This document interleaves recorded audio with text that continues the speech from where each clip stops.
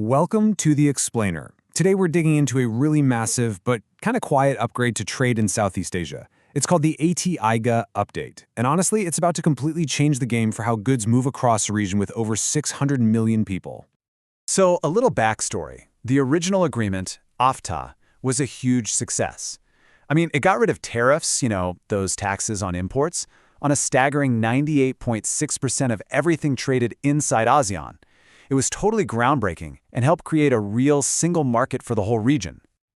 Right, and that success makes you wonder, doesn't it? If you've already knocked out almost all the tariffs, why would you go back and do this massive, really complex upgrade? What's the problem you're even trying to solve? Well, here's the thing. Trade itself has totally changed. The biggest headaches for businesses today, they're not really tariffs anymore. It's all about speed, digital complexity, and a whole new set of expectations about how things should work. The old agreement just wasn't built for these modern challenges. We're talking about tricky customs paperwork, different technical standards in every country, and this growing demand for trade to be sustainable and digital-friendly. The upgrade is designed to tackle all of that head-on. And this is all happening pretty fast. The negotiations actually wrapped up in May 2025. The official signing is scheduled for the ASEAN Summit in Malaysia in October. After that, it'll officially kick in as soon as each country gives it the final green light back home. So, how exactly is this upgrade going to solve these 21st century problems? Well, it's built around a few core pillars. Think of them as the foundation for a much slicker, more modern trade system for the entire region.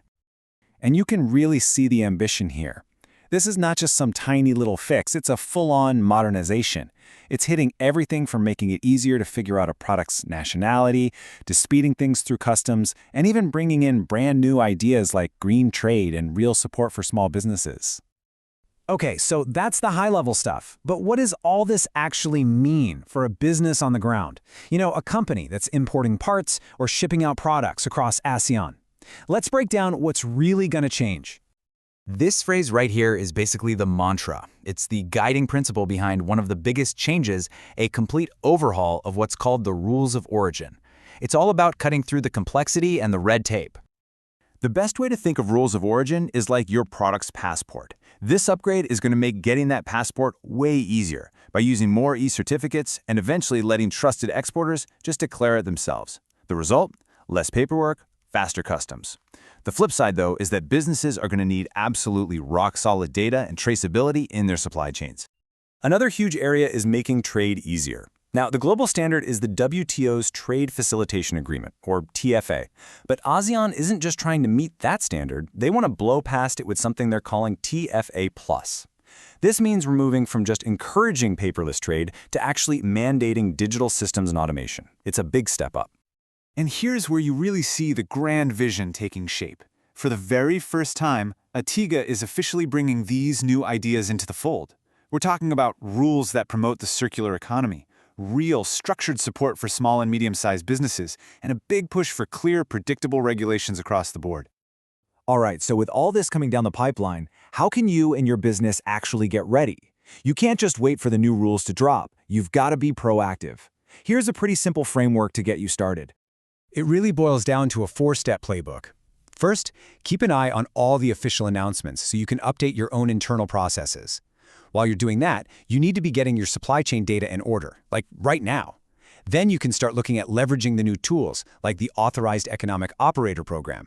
And finally, get ahead of the curve and start building systems to manage new data, especially for things like sustainability tracking.